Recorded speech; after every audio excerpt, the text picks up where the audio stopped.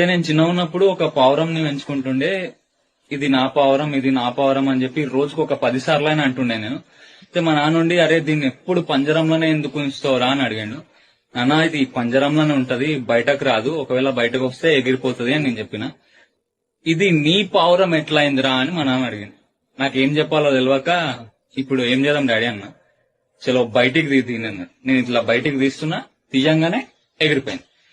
ఇక ఒకసారి ఎగిరిపోయిన పావురం మళ్ళా తిరిగి రాదని చెప్పి నేను ఏడవడం స్టార్ట్ చేసిన. మస్తు ఏడుస్తున్నా. కానీ ఎగిరిపోయిన పావురం మళ్ళా ఎగురుకుంటా ఉల్టా నా దగ్గరకు వచ్చి ఇక్కడ నా భుజం పైన కూర్చుంది. మా నాన్న అన్నాడు, ఇప్పుడు ఇది నీది అన్నాడు. అర్థమైందా?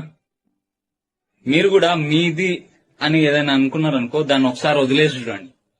అది గనక రిటర్న్ మళ్ళీ మీ దగ్గరకు వచ్చిందనుకో, అది ఖచ్చితంగా మీదే. రిటర్న్ రాకపోతే అది అసలు మీది కానే కాదు ఎప్పటికీ.